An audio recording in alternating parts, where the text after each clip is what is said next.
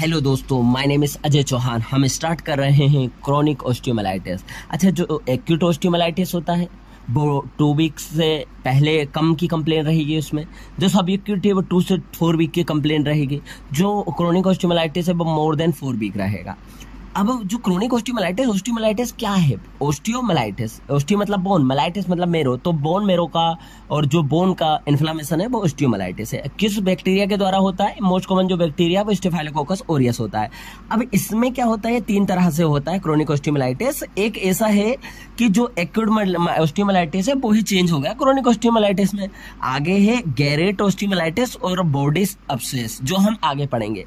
अगर हम पैथोलॉजी की बात की जाए तो ये होता क्यों है, तो अपन ने बात करी कि अगर एक्यूट ऑस्टियोमाइलाइटिस का था, उसका डिले ट्रीटमेंट किया, इनएडिक्वेट ट्रीटमेंट किया, तो वो क्रोनिक में बदल गया।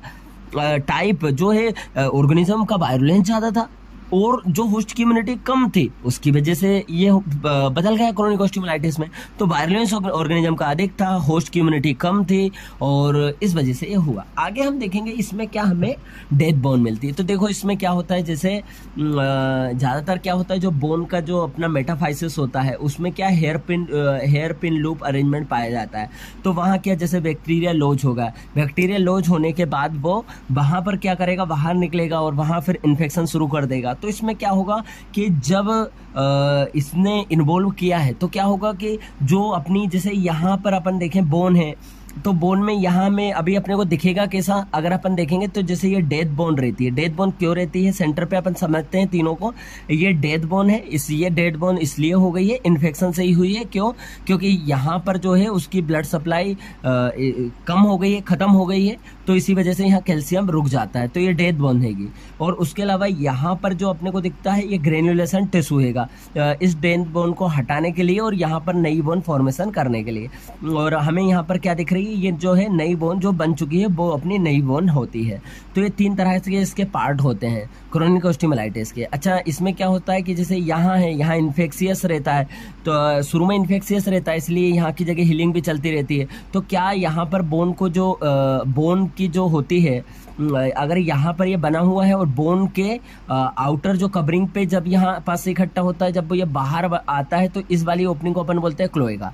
और जब वो स्किन सरफेस से अगर बाहर आने लग जाए, मतलब वो साइनस बन जाए, एक ट्रैक बन जाए स्किन सरफेस तक और फिर वो बाहर आने लग जाए, तो ये साइनस बन गया है ना। और ये बोन के ऊपर वो खुला है तो वो है क्लोएगा, और यहाँ से वो खुला है तो वो क्या है, साइनस।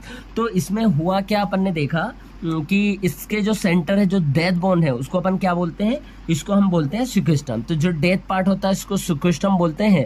और ये सराउंडेड होता है इन्फेक्टेड ग्रेनुलेशन टिश्यू से। हमने बोला इन्फेक्टेड ग्रेनुलेशन टिश्यू से ये कवर होता है। उसके अलावा अपने को ये सराउंडिंग कवरिंग में अपने को क्या, न्यूबॉर्न फॉर्मेशन दिख रही है। अच्छा, जो न्यूबॉर्न फॉर्मेशन जो होती है उसको क्या बोलते हैं अपन, न्यूबॉर्न फॉर्मेशन जो होती है इसको इन्वोल्यूक्रम कहा जाता है। तो ये इन्वोल्यूक्रम है, ये सिक्विस्ट्रम है, और ये क्या है अपना इन्फेक्शियस ग्रेनुलेशन टिश्यू है। और यहीं अपना मतलब हीलिंग भी चलती जा रही हैगी, मतलब उसको कवर करना चाह रहे हैं, इसको हटाना चाह रहे हैं। और उसके बाद अपन ने बोला कि अगर जो बढ़ता जाए इन्फेक्शन तो यहाँ पास इकट्ठा हो जाएगा, वो बोन से बाहर निकलेगा, उस ओपनिंग को क्लोएका बोलते हैं। जब वो और अगर वो स्किन से बाहर निकलने लग जाए तो वो एक ट्रैक बना लेगी, तो उसे अपन साइनस बोलते हैं, ब्लाइंड ओपनिंग को बोलते हैं।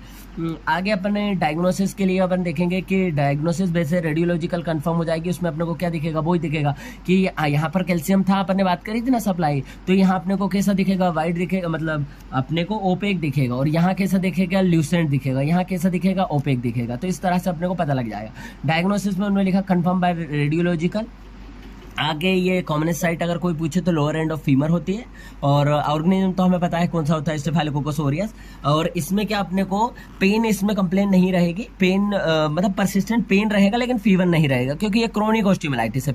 फीवर यदि मिल रही तो वो एक्यूट में चेंज हो रहा है, इसका मतलब है। और तो अपन ने बोला परसिस्टेंट पेन रहता है, नो फीवर रहता है और नो स्वेलिंग। आगे इसमें पस निकलता जाता है, तो लिखा सीरो प्लूरेंट डिस्चार्ज निकलता है पस, तो वो ये कॉमन होता है।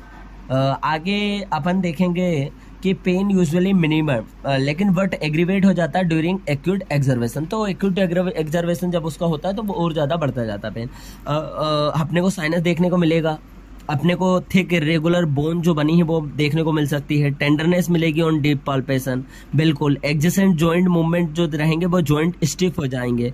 और अगर अपन देखें तो जैसे कभी कभी क्रोनिक ऑस्टियोमाइलाइटिस ऐसे भी हो सकता है कि जो नेल लगी है, नेल में जो है अगर वहाँ इन्फेक्शन हो गया, अच्छे से एसेप्टिक प्रिकॉशन नहीं थी तो उसमें इन्फेक्शन होगा, उसकी वजह से ऑस्टियोमाइलाइटिस हो सकता है। ऑस्टियोमाइलाइटिस होने के अलग अलग रीजन रहते हैं अपना। अब अपने इन्वेस्टिगेशन में अपने बात करें, एक्सरे करते हैं। एक्सरे में हमें क्या मिल जाएगा, इरेगुलर कोर्टिकल थिकन एरिया मिलेगा। उसके अलावा अपने बात करी थी ना, सिक्विस्टम मिलेगा, इन्वोल्यूक्रम मिलेगा, क्लोएका मिलेगा, सीटी स्कैन करेंगे अपन। उसके अलावा साइनोग्राम, साइनोग्राम में क्या करेंगे, अपने को अच्छे से पता नहीं लग रहा है ऑपरेशन के दौरान, तो अपन क्या कर देंगे, जो साइनस है उससे डाई डाल देंगे, और डाई डालने के बाद फिर एक्सरे कर लेंगे, तो उससे अपने को कहाँ से वो आया है ट्रैक अपने को पता लग जाएगा। आगे जाएगा ब्लड इन्वेस्टिगेशन करते हैं। ESR C reactive protein normal और माइल्ड एलिवेटेड होते हैं। जब एक्यूट इन्फ्लेमेशन होता है ना तब ये बहुत ज्यादा एलिवेटेड हो जाते हैं। ESR सी रिएक्टिव प्रोटीन पस अपने को पस निकल रहा है तो अपन कल्चर कर सकते हैं, देख सकते हैं कौन से ऑर्गेनिज्म के द्वारा हुआ है। और इसकी DD हो सकती है tubercular osteomyelitis, soft tissue infection, Ewing sarcoma, है ना। आपने बोला था इविंग सार्कोमा इसकी DD होती है, क्यों? क्योंकि इविंग सार्कोमा में भी फीवर आती है। और फिर हमें डिफ्रेंशिएट करना पड़ता है इसके एक्सरे के हिसाब से। इसमें कौन सा तरह का अपने को पैटर्न मिलता है, ओनियन पिल अपीयरेंस मिलता है, जबकि इसमें कैसा मिला था, इन्वोल्यूक्रम, सिक्विस्ट्रम ये मिले हैं। ट्रीटमेंट में अपने क्या करा था, अपन ने ट्रीटमेंट में जो प्राइमरी ट्रीटमेंट इसका सर्जरी है, इसमें ऑपरेटिव प्रोसीजर करते हैं, जैसे सिक्विस्ट्रम को हटा देते हैं, जैसे सिक्विस्ट्रेक्टोमी करते हैं, सोसराइजेशन करते हैं। अपने को दिख रहा है कि सोसराइजेशन कर दिया, उसको हटा दिया। अपन क्यूरेटाज कर सकते हैं उसको, और एक्सीजन कर सकते हैं इन्फेक्टेड बोन को। और फिर जैसे कि फिबुला है तो उसके ऑस्टियोमाइलाइटिस यदि फिबुला को होता है उसे हटा देते हैं, फिर एलियोजारो टेक्निक को यूज करके उसको अपन लेंथनिंग करते हैं, एम्पुटेशन कर सकते हैं। तो क्या क्या है, सिक्वेस्ट्रेक्टोमी कर देंगे, सोसराइजेशन ये दिख रहा है अपने को डायग्राम, और अपन ने क्यूरेटाज कर देंगे उस बोन का, एक्सीजन कर सकते हैं, बोन को हटा देंगे, और एम्पुटेशन कर सकते हैं पूरे पेड़ को भी। और उसके अलावा इसमें लिखा है कि यहाँ एक सिस्टम अपन अप्लाई करेंगे ताकि आफ्टर सर्जरी क्लोज करने के बाद बोन को कंटिन्यूअस सक्शन इरिगेशन सिस्टम होता है, कंटिन्यू सक्शन इरिगेशन टेक्निक अपनी चलती जाएगी, सक्शन इरिगेशन टेक्निक है ना। और इसमें क्या एंटीबायोटिक सोल्यूशन भी होता है, तो इसमें अपन एंटीबायोटिक ऐड कर देते हैं। तो इरिगेशन जो फ्लूइड है कंसिस्ट ऑफ सुटेबल एंटीबायोटिक और डिटर्जेंट इसमें होते हैं। और लिखा है the medullary canal is irrigate in this way for 4 to 7 days। अब जो क्रोनिक ऑस्टियोमाइलाइटिस का जो अपना था ना, प्राइमरी के बाद जो हो गया है क्रोनिक ऑस्टियोमाइलाइटिस, एक्यूट के बाद जो क्रोनिक हुआ, उसके क्या कॉम्प्लिकेशन हो सकती है। तो जैसे जो क्रोनिक ऑस्टियोमाइलाइटिस है उसका एकदम से एक्यूट एक्सर्वेशन हो सकता है, वो फ्लेयर अप हो सकता है, और मतलब कि जो वो ही क्रोनिक एक्यूट में बदल जाएगा। ग्रोथ एबनॉर्मलिटी हो सकती है, मतलब ग्रोथ एबनॉर्मलिटी हो सकती है बोन की। ये कहाँ होता है, मेटाफाइसिस में होता है। तो शॉर्टनिंग हो सकती है, क्यों? क्योंकि ग्रोथ प्लेट डैमेज हो गई। लेंथनिंग हो सकती है because of increase vascularity of the growth plate due to near by osteomyelitis. Deformity हो सकती है, तो क्या शॉर्टनिंग, लेंथनिंग, डिफॉर्मिटी हो सकती है, उसकी अपनी ग्रोथ एबनॉर्मलिटी मिलेगी। उसके अलावा पैथोलॉजिकल फ्रैक्चर मिल सकता है, और लिखा है क्योंकि beacon area of the bone है तो वहाँ तो अपने को पैथोलॉजिकल फ्रैक्चर मिल सकता है। आगे जॉइंट स्टिफ मिल सकते हैं, अभी अपने पढ़ा था जॉइंट स्टिफनेस मिलती है, साइनस ट्रैक में मैलिग्नेंसी मिलती है। अगर कोई पूछे कि यार जो साइनस ट्रैक है उसमें मैलिग्नेंसी जो मिलती है वो किस तरह की मैलिग्नेंसी मोस्ट कॉमन होती है, तो अपने आ जाएगा स्क्वामस सेल कार्सिनोमा जो होती है मोस्ट कॉमन मैलिग्नेंसी होती है। उसके अलावा अमाइडोलोसिस हो सकता है। आगे ये अपन ने कौन सा पढ़ा था, जो एक्यूट हुआ, एक्यूट के बाद जो क्रोनिक ऑस्टियोमाइलाइटिस हुआ था। अभी ये अपन पढ़ रहे हैं गेरिस ऑस्टियोमाइलाइटिस, इसका नाम है पेरिओस्टाइटिस ओसिफिकेंस। अच्छा, ये वाला जो ऑस्टियोमाइलाइटिस है ना, हमें ध्यान बिल्कुल इस फोकस रखना कि ये नॉन सुपरेटिव क्रोनिक ऑस्टियोमाइलाइटिस है, मतलब ये नॉन सुपरेटिव है, मतलब इसमें पसेस नहीं रहेगा। और इसमें वो लिखा है इट में भी बिगन विथ एक लोकल पेन होता है, लो ग्रेड फीवर रहेगा, स्वेलिंग रहेगी। और अपन ने यही लिखा है कि इसमें मतलब पाल्पेशन में टेंडरनेस मिलेगी, नो डिस्चार्जिंग साइनस, इसमें साइनस डिस्चार्ज नहीं मिलेगा। और ये मोस्ट कॉमन के साइड को इन्वॉल्व करता है, तो मैंडिबल को इन्वॉल्व करता है। आगे अगर हम देखें इसके ट्रीटमेंट के लिए अपन ने क्या एंटीबायोटिक से ट्रीट करेंगे, और some time making the gutter और होल बनाएंगे in the bone, bring relieve the pain relief करने के लिए।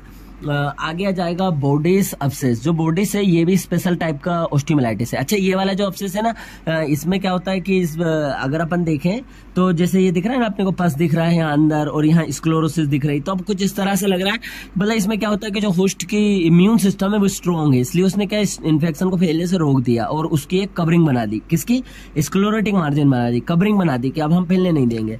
ये स्पेशल टाइप का ऑस्टियोमाइलाइटिस है in which body defence mechanism have to able to contain the infection, so a create chronic bone abscess containing the pus या jelly like granulation tissue surrounding a zone of sclerosis, surrounded by a zone of sclerosis. तो बस ये pus like jelly like granulation tissue बनाया, around उसने ये sclerosis करी और इसमें होस्ट की इम्यूनिटी अच्छी है।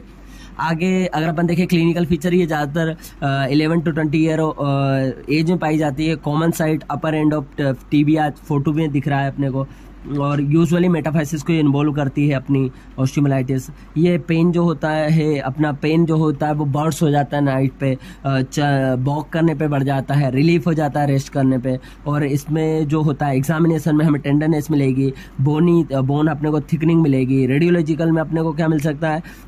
रेडियोलॉजिकल में अपने को मतलब ये डायग्नोस्टिक होता है, इसमें क्या सर्कुलर ओवर ल्यूसेंट एरिया मिलता है, मतलब अंदर की तरफ अपने को black area surrounded by zone of sclerosis में वाइट एरिया मिलेगा।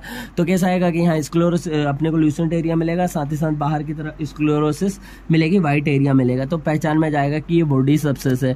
इसका ट्रीटमेंट में बस जो है उसको निकाल दो पस को, तो ये सर्जिकल इवैक्यूएशन और क्यूरेटाज कर देंगे, परफॉर्म अंडर एंटीबायोटिक कवर।